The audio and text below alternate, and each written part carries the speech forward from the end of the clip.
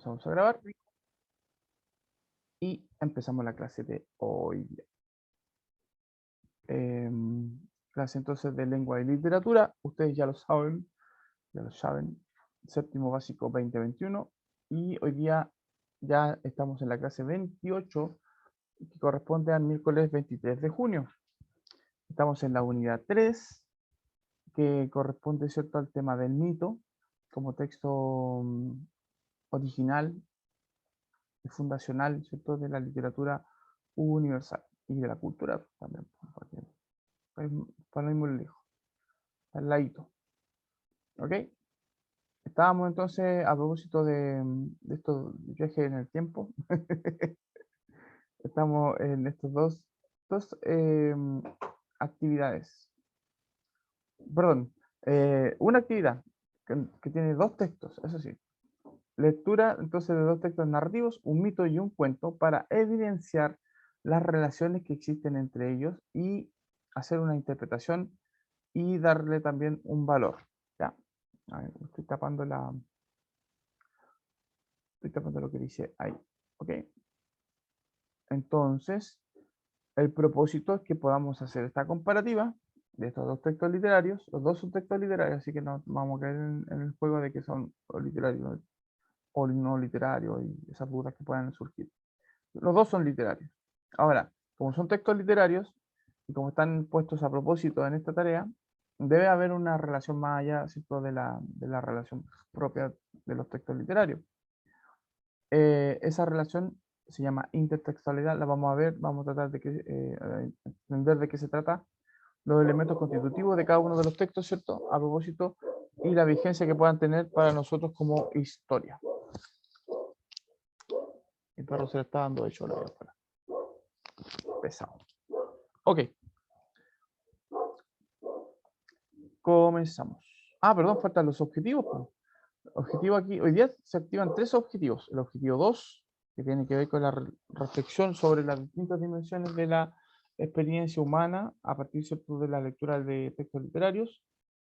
Analizar narraciones leídas, obviamente, las que vamos a leer, las vamos a analizar dentro de la lectura, ¿cierto? Yo igual voy a complementar con un poquito de historia para que ustedes puedan entender también de qué se tratan estos textos, valorarlos a propósito, ¿cierto?, de los que nos quieren transmitir y todo. Y en el objetivo 6, leer este específico, ¿cierto? Leer y comprender relatos mitológicos considerando sus características y el contexto en el que se enmarcan. ¿Ya? Así que para que quede bien claro, hice una especie como de línea temporal para que ustedes se entiendan. Y a propósito de eso, vamos a retroceder el reloj hasta la época, vamos a ir en reversa, ¿cierto?, con respecto al tiempo. Vamos a volver al año 1000 más o menos antes de Cristo. Y digo más o menos porque la fecha con respecto a la eventualidad del contexto de esta historia puede ser, claro, entre el año 500 y el año 1000. Se tiene, se tiene testimonio, por ejemplo, gráfico de la época y de la historia a partir solamente de algunos fragmentos que se han encontrado como evidencia textual, a eso me refiero. La historia existe, está ahí, transmitida de voz en voz, con la oralidad. Pero evidencias de la historia, del relato, para poder situarlo en una época en particular, tenemos, por ejemplo, este tipo de pinturas, esta copa de Aizón, ¿cierto?, que está conservada en el Museo de Arte,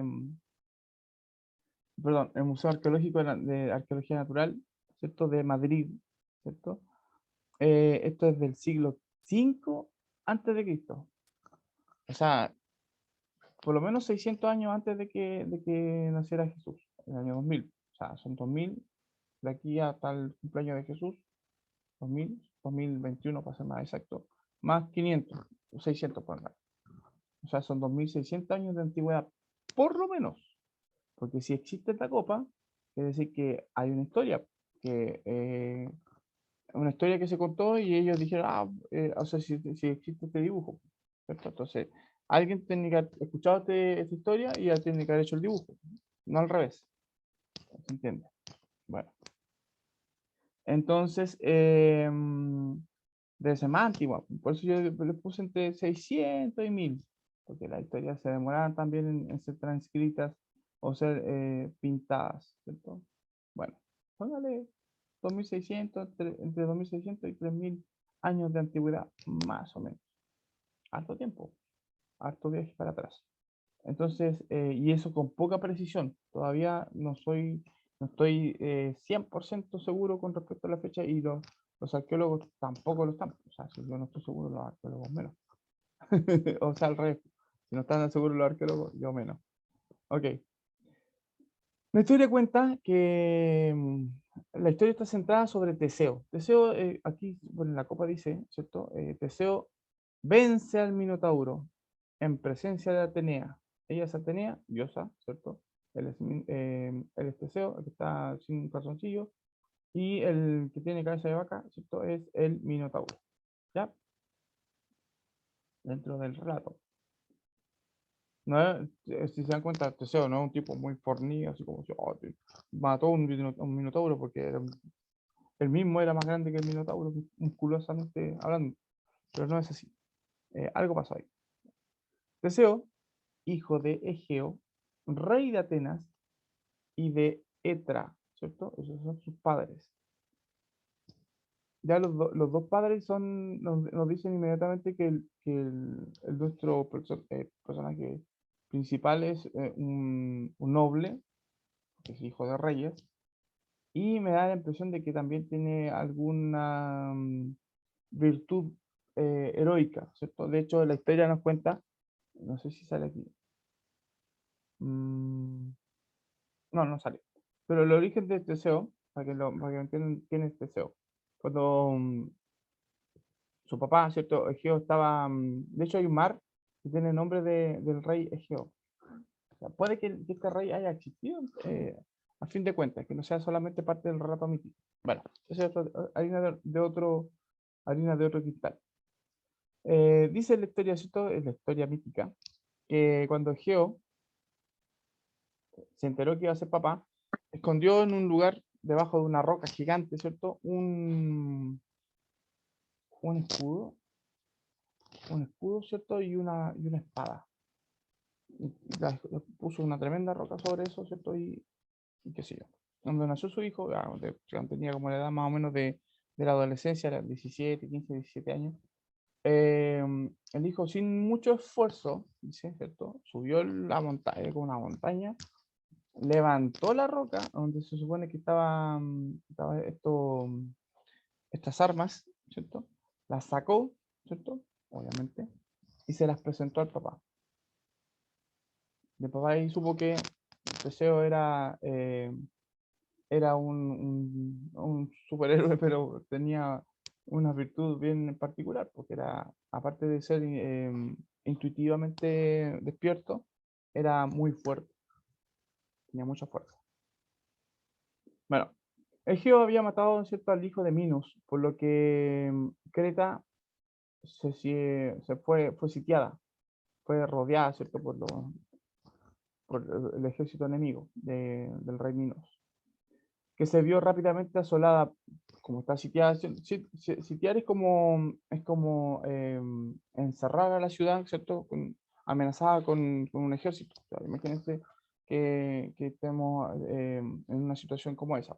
Inmediatamente se cortan todos los suministros, dejan de entrar ¿cómo se llama?, los víveres, deja de haber transporte, deja de haber comercio, y obviamente, como no hay una buena alimentación, empiezan a haber enfermedades, qué sé yo.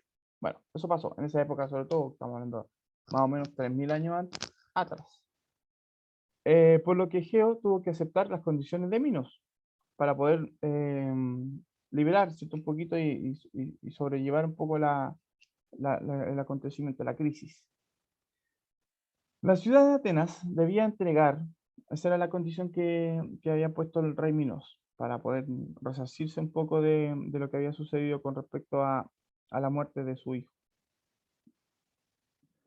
La ciudad de Atenas debía entregar cada año un tributo al rey Minos, rey de Creta, ¿cierto? Enemigos de los cretenses, ¿cierto? Enemigos de los atenienses. Debían ellos entregar cada año 14 jóvenes de las familias más nobles de la ciudad, 7 mujeres y 7 hombres, que serían entregados al Minotauro que se encontraba en un laberinto. El rey Minos tenía un laberinto particular y tenía otra historia, ¿cierto?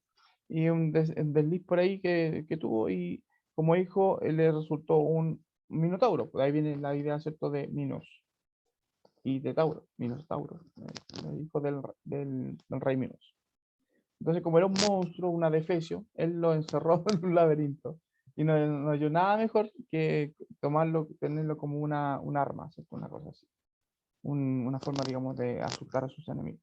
Entonces, claro, todos los años llegaban 14 jóvenes que eran encerrados en este laberinto y eran puestos a disposición del Minotauro, que sin mucho esfuerzo, ¿cierto? Los mataba a todos. No sé si les suena eso como a la película Los Juegos del Hambre.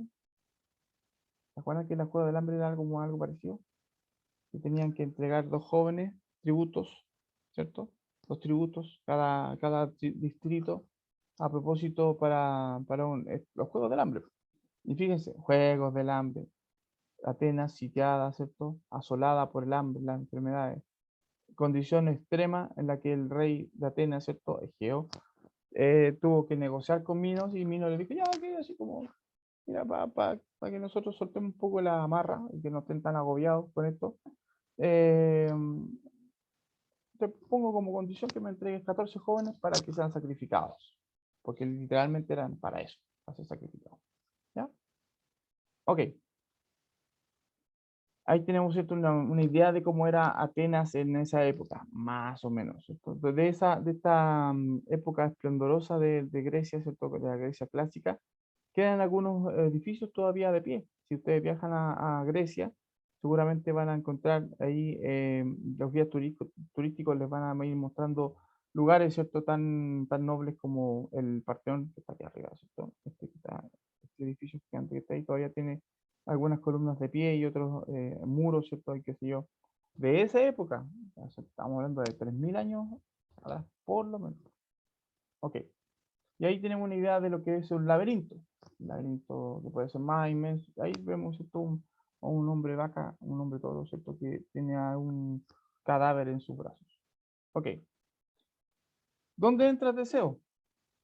Teseo, al tener conocimiento de esto, ya estaba un niño adulto, ya casi, un niño adulto, adolescente ya casi adulto. Al tener conocimiento de esto, decide ofrecerse él como tributo anual, a pesar de que su padre le insistía en que no debía hacerlo. Él cumplía las normas pues, del rey Minos, ¿cierto? Es hijo de un noble, pues hijo del rey, ¿ya? Pero como era el hijo del rey, Egeo, ¿cierto? Lo trataba de proteger y no te metas en esto porque vas a salir perdiendo. A pesar de que ya sabía Egeo de que tenía características heroicas este Teseo.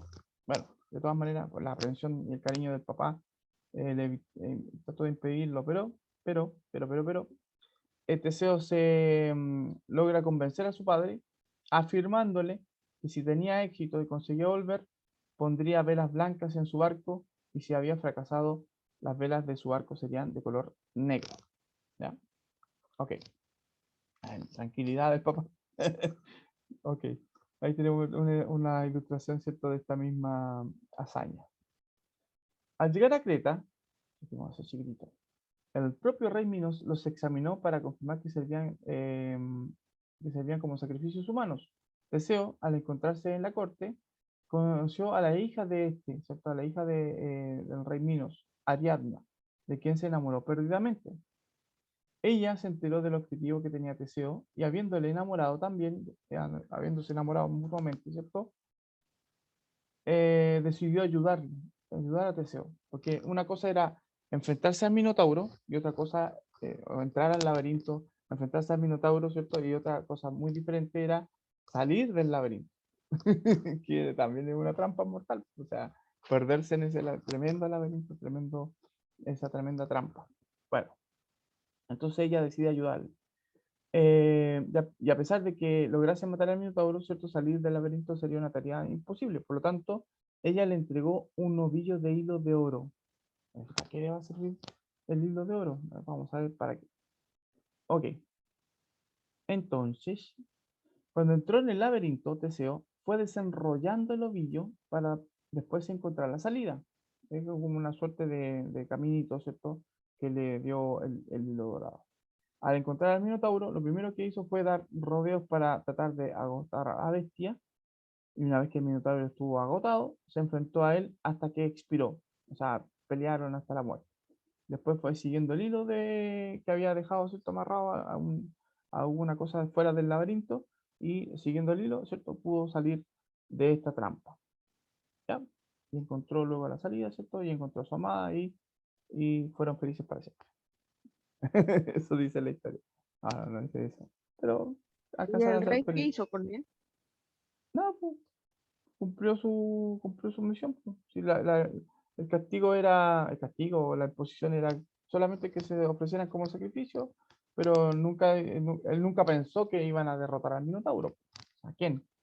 Estamos hablando de jóvenes, pues, o sea, cabros que son como un poquito más grandes que ustedes, o sea, no tienen ni la fuerza, ni la preparación militar, ni la experiencia, ni nada como para enfrentarse a un monstruo como este, ¿ya? Excepto Teseo, que ya sabemos tenía poderes especiales, virtudes especiales. Ok, volvemos en el tiempo, hacia adelante. Vamos a dejar que corra un poquito el reloj, porque son 3000 años de diferencia. Y ahí por aquí estamos, ¿cierto? Ya en el año 1900, y ahí lo quedamos. 1944. Estamos en el año 1944 de nuestra era, después de Cristo. Y aparece un texto que se llama La Casa de Asterión, un cuento corto de fantasía y horror del escritor argentino Jorge Luis Borges, publicado primero en 1947 en el diario Los Anales de Buenos Aires y luego en el año 1949 dentro de su obra El Aleph. ¿Ya? Volvemos a 1944, la época en que Jorge Luis Borges empezó a trabajar en su texto.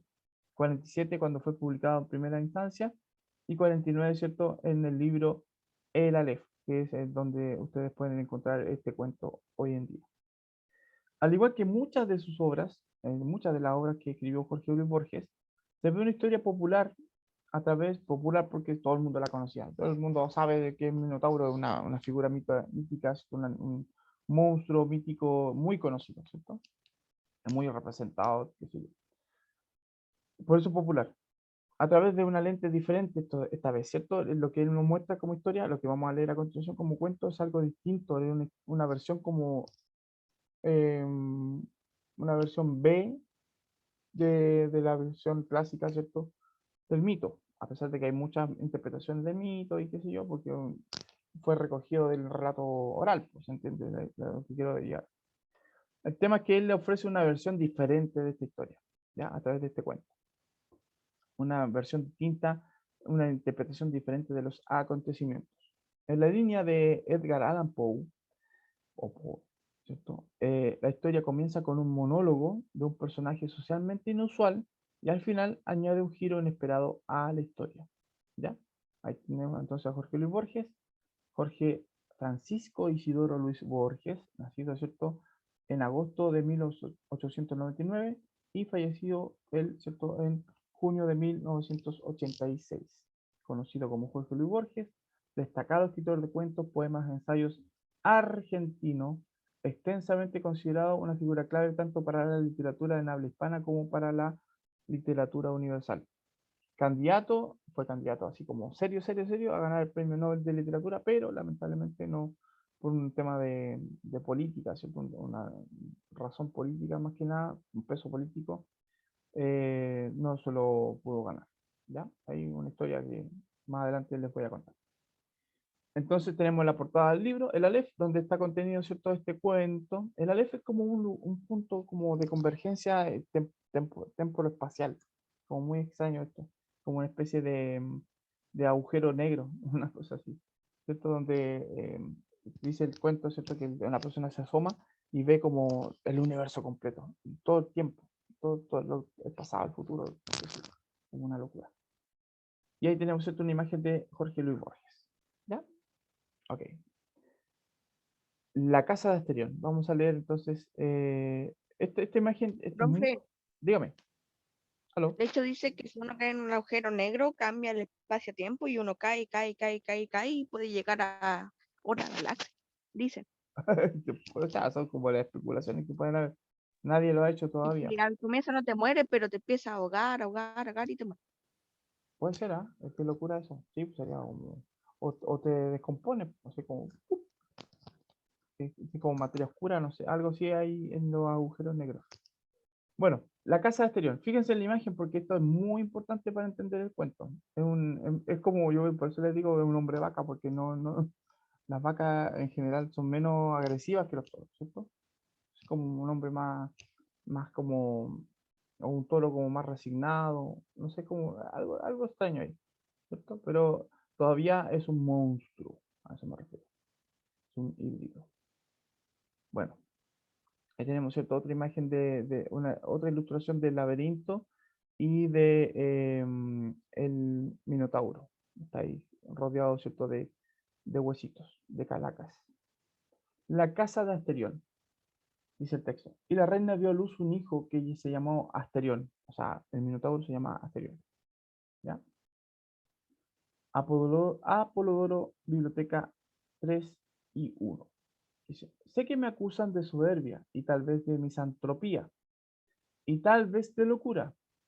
Tales acusaciones, que yo castigaré a su debido tiempo, son irrisorias, o sea, me producen risa. Lo que dicen de mí. Es verdad que no salgo de mi casa, pero también es verdad que sus puertas, cuyo número es infinito, ¿ya? Están abiertas día y noche a los hombres y también a los animales, que entre el que quiera. No hallará pompas mujeriles aquí ni en el bizarro aparato de los palacios, pero sí la quietud y la soledad. Si se dan cuenta, la decoración del laberinto no es muy bonita, ¿cierto? Es como muy tosca, es pura piedra nada más. A eso se refiere con pompas mujeriles, ¿cierto? O sea, como estas decoraciones que hacen de repente, las mujeres son muy buenas para decorar. A eso se refiere. No hay de eso aquí. Todo tosco. Ok. Asimismo, Corazón de hallará, hombre. es que no podría decir nombre porque yo igual a mí me gusta decorar creo decoro bien. Me gustan los detalles. Entonces, él dice, claro, todo esto es tosco. No hay de eso, de lo otro. Bueno, asimismo hallará una casa como no hay otra en la faz de la tierra. Mienten los que declaran que en Egipto hay una parecida. Se refiere, ¿cierto?, al laberinto. No hay ningún lugar distinto, ¿cierto? O sea, perdón, similar a un laberinto, pues, como el único laberinto, eh, o con estas características por lo menos. También detractores admiten que no hay un solo mueble en esta casa. Otra especie ridícula es que yo, Asterión, soy un prisionero. Repetiré que no hay una puerta cerrada, no, si se dan cuenta, ninguna puerta. Añadiré que no hay ninguna cerradura. Bueno, si no hay puerta, no hay cerradura, obvio. Por lo demás, algún atardecer he pisado la calle. Si antes de la noche volví, lo hice por el temor que me infundieron las caras de la plebe. O sea, él alcanzó a salir a la calle, pero se tuvo que devolver porque la gente que él vio estaba como, tenía una cara como despejada, así como asustadísimo, muy asustado. Entonces se volvió. Caras descoloridas y aplanadas, de miedo seguro, como la mano abierta. Ya se había puesto el sol, pero el desvalido llanto de un niño y las tocas plegarias de la Grey, o sea, como la gente se puso a rezar porque lo vio a él, se puso, ay, ay, no, no, no me mate, no me mate, una cosa así, que me habían reconocido, ¿cierto? La gente oraba, huía, se prosternaba, unos se encaramaban al estilobato, ¿cierto?, del templo de las hachas, otros juntaban piedras, alguno, creo, se ocultó bajo el mar. No en vano fue una reina mi madre.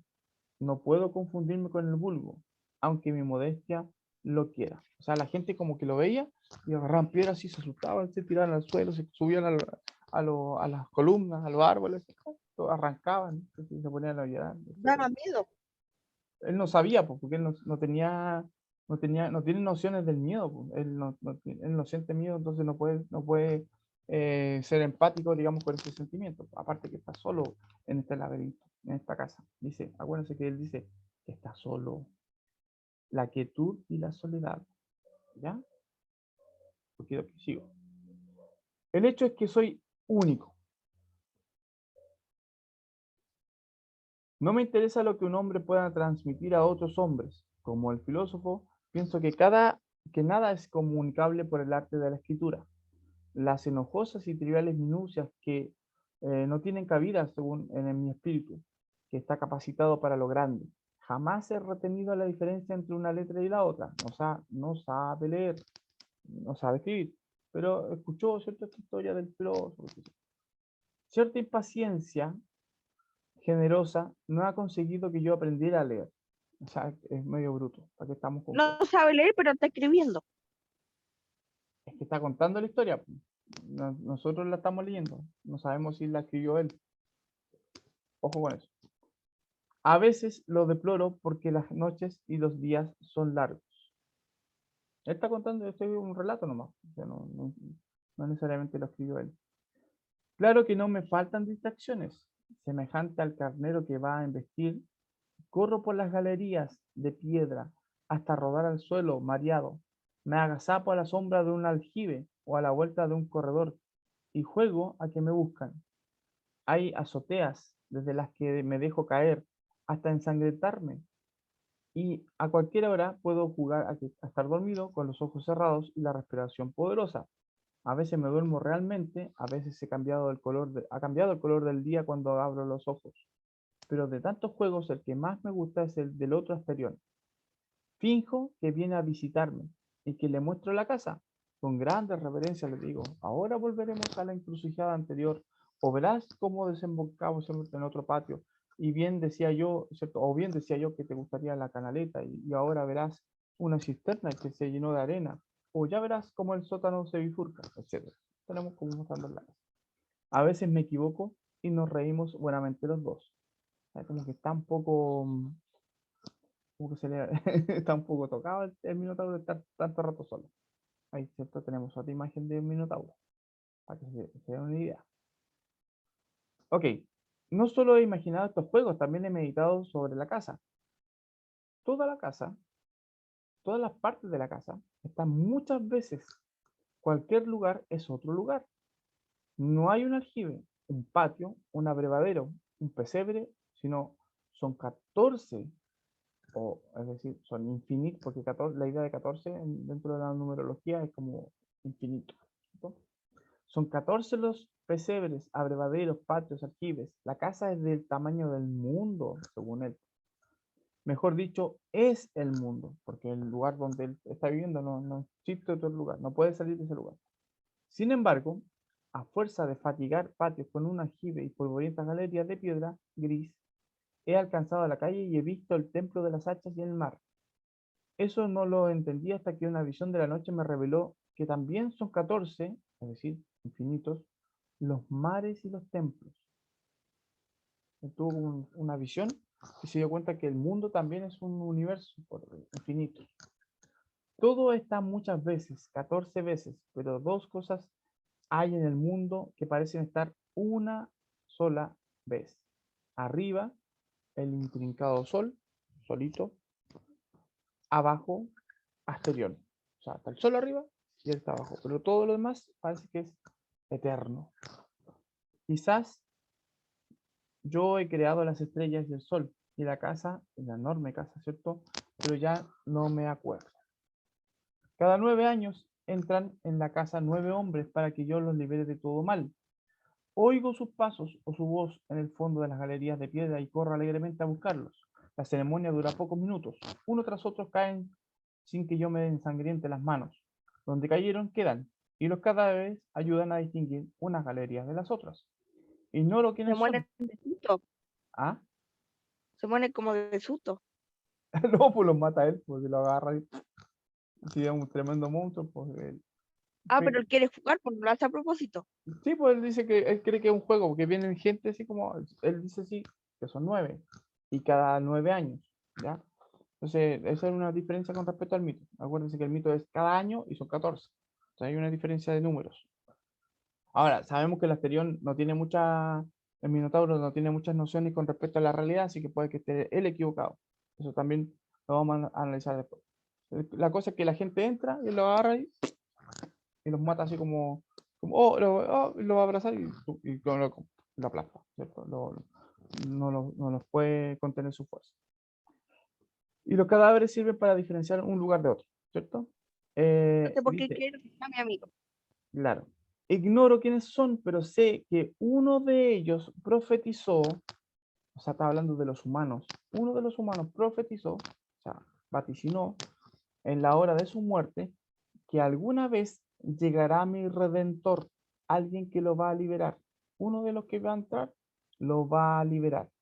Desde entonces no me duele la soledad, porque sé que vive mi redentor. Sabe que no está solo, que va a llegar alguien que lo va a liberar de esa soledad. Y al fin se levantará sobre el polvo. Si mi oído alcanzara todos los rumores del mundo, yo percibiría sus pasos. Ahora, perdón, ojalá me lleve a un lugar con menos galerías y menos puertas. ¿Cómo será mi redentor? Me pregunto, ¿será un toro o será un hombre? Tal vez será un toro con cara de hombre, o será como yo. O sea, ya sabemos que el que está contándonos la historia es el Minotauro. ¿Ya? Lo peor es que no es malo. No, no, exactamente, muy bien, exactamente, has dado con el clavo. Muy bien, ya, vamos para allá. Pero todavía no termina el cuento, calmado, calmado, calmado. El sol de la mañana reverberó en la espada de bronce. Ya no quedaba ni un vestigio de sangre. ¿No creerás, Ariadna? Dijo Teseo. El Minotauro apenas se defendió. Ahí se termina el cuento. Quiero que... Lo mataron. ¿Pero quién lo mató? Deseo. Teseo, po. Y fíjate que aquí, No era malo. porque él tenía que entrar al laberinto y matarlo, pues esa era su misión. Acuérdense que la misión de Teseo era matar al Minotauro y salir del laberinto. Entonces cuando él llegó a encontrar, cuando él se encontró con el Minotauro vio a Teseo y no hizo nada. Entonces Teseo, como tenía esa misión, lo mata. Por eso dice, ¿lo creerás, Ariadna? Acuérdense que Ariadna era la polola, ¿cierto? Dijo Teseo, el Minotauro apenas se defendió. O sea, el Minotauro reconoció en Teseo a su redentor. Por eso él dijo, así me voy a liberar, ¿cierto? De esta soledad, de esta prisión en la que estoy. Vamos a, No. vamos a hablar de la relación intertextual. Preguntas preguntonas. Pongan atención. Pregunta 1 dice, ¿qué elementos tienen en común estos dos textos? Ahí ustedes Que son un mismo texto, pero diferentes perspectivas. Excelente, muy bien, eso es, tal cual. Diferentes textos, igual, o sea, perdón, textos que tienen elementos, muchos elementos en común, personaje, ambientación, lugar, ¿cierto? Etcétera, etcétera, pero contados desde perspectivas diferentes, no solamente la perspectiva del tiempo, porque estamos hablando de épocas distintas en las que fueron contados, sino también contados, ¿cierto? Por personajes distintos y con emociones diferentes a propósito de lo que se especulaba con respecto, ¿cierto? En relación, digamos, a los personajes del mito original. Sabemos cómo piensa el Minotauro y el monstruo en este caso. Es como que, ¿te acuerdan de cuando hablábamos de Hércules? Cuando mataba a la culebra, ¿cierto? De muchas cabezas. Imaginan que la culebra de muchas cabezas nos La contara la hidra. historia y nos dijera, yo estoy cansada de que siempre vienen para acá, me cortan la cabeza, tengo que regenerar otra cabeza. ¿Ya hasta cuándo? O sea, y por más que Y le que hablo, también no me la entiende. Hidra se trata de vengar porque Hércules mató a su hermano. Claro, claro, también, pues imagínate que nos Profe, cuenten de esa historia. hecho, puede que la misma hidra no sea mala, solo como Claro, el Minotauro. solo que esté enojada porque tenga que estar haciendo un trabajo mal, un trabajo de porquería, ¿cierto? Que estar ahí cuidando la puerta como guardia, ¿cierto? Cuidando la puerta del infierno. Así como, ya, estoy chata de estar cuidando la puerta del infierno, más encima vienen para acá y me cortan la cabeza. ¿Hasta cuándo? Y más encima hay un tipo que mató a mi hermano y tengo que vivir con eso. no puedo hacer nada. Oh, justo viene este tipo. Qué sé yo. Está bien. Entonces, claro, contar la historia desde otra perspectiva nos permite también a nosotros entender o ser empáticos también con lo que siente el monstruo en este caso. Es buena esa versión. Un poquito lo que hace, por ejemplo, Hotel Transilvania. Por ejemplo. No sé si han visto la película. Que juega un poco también a contar una historia como más humana, entre comillas, ¿cierto? De estos monstruos que siempre eran Tipo, como que lo mostrados. humanizan. Exacto, pero sí, pues, no Como que podemos. el Minotauro, por ejemplo, quería jugar y tal, y un Minotauro, yo creo que no hace eso. No, pues, se entiende que. Pero que es su visión también como infantil, pues. Es lo mismo cuando los monitos animados hace que los animales tengan vida y que coman y que hablen. Exactamente. ¿Ya? Los propósitos comunicativos son diferentes.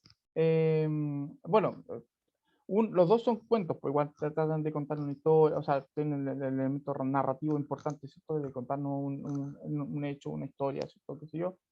De entretenernos un poco también con respecto a eso, pero también demostrarnos distintas realidades. Una realidad como un poco más en tercera persona, alejada, ¿cierto? De los hechos, obviamente tal, y otra un poco más como encarnada, ¿cierto? Literalmente en uno de los personajes. Y eso nos permite, como dicen ustedes, entender cómo piensa, ¿cierto? Qué siente a propósito del lugar en el que está, cómo es vivir en un laberinto, según, ¿cierto? Lo que nos dice el Minotauro. Así se puede interpretar en estos textos, de esa manera. Ahora, esta evidente relación que hay entre el mito, ¿cierto? Y el cuento se llama relación intertextual. Es una relación que nos permite, ¿cierto?, establecer una conexión, ¿cierto? Porque estamos hablando de un cuento que fue escrito en 1944, 47, en relación, ¿cierto?, a una historia antigua de otro lugar del mundo, Grecia, muy antiguo, 3000 años atrás, ¿cierto? Y que nos cuenta una historia totalmente diferente. O sea, entonces Jorge Luis Borges lo que hizo fue como capturar esa historia, ese mito, y transformarlo en cuento, pero también transformarlo en el sentido, como dicen los chiquillos, ¿cierto, Víctor? Transformarlo también en un relato distinto, desde un punto de vista diferente, el de Minotauro. Como Sing, por ejemplo, la película. Claro, claro, claro, una cosa así, una cosa así. Comparemos entonces, rápidamente, para que alcancemos por el tiempo. Tipo de texto, el de Teseo y el Minotauro es un mito, ¿cierto? El de la casa de Asterión es un... Mito. No, po, la casa de Asterión, el último que leímos. Lo dije hartas veces. Una historia. Empieza con Q. ¿Qué? ¿Cuánto? Un cuento, No pues. sé. Ya, muy bien. En Profe, el- le dije puesto, pero tenía el micrófono silenciado. Ya, sí, puede ser. Te la voy a dejar pasar. Narrador. En el caso del mito, el narrador es un narrador en tercera persona omnisciente. Para que nos pueda contar una historia que no sabemos de qué época es, el narrador tiene que ser así, pues. O sea, lamentablemente no tiene como que maneja todo para estar ahí y contar la historia. O sea, como cómo sabía él que iba a pasar eso, cómo sabía él cómo se pelearon. Porque el narrador tiene que haber estado dentro del laberinto para cachar al Minotauro y el Teseo y el hijo y quién es el hijo de quién y todo eso. El narrador tiene que ser omnisciente. En los mitos siempre es así, ¿ya? Tercera parte. En el caso del cuento, Benja, tu micrófono está abierto. En el caso del cuento tenemos dos narradores diferentes. El primero, y el más predominante, ¿cierto?, de la historia, es el Minotauro. El Minotauro que nos cuenta la historia. Por tanto, primera persona, ¿ya? Protagonista. Pero al final, las últimas 3 líneas del cuento, ¿cierto? O 4 líneas del cuento, hay un narrador en tercera persona omnisciente. El que sabe, ¿cierto?, que Teseo mató y que habló con Ariadna y que le dijo, oye, ¿sabes qué? Minotauro apenas se defendió, ¿cierto? Y sabe que la espada estaba limpia ya de sangre porque seguramente le enterró, ¿cierto?, la espada al Minotauro y la limpió de sangre y ya la estaba mirando bajo la luz del sol que brillaba, ¿cierto?, el bronce. Ya, ok. En el mito, el personaje principal es Teseo, un humano, entre comillas. Y Y digo entre comillas porque se supone que es el hijo también de Diosa y qué sé yo. ¿Vale? un héroe. Y en la El casa del Minotauro. Asterión, Dejémoslo en semidios. claro, exacto, sí, Teseo es como una especie de semidios.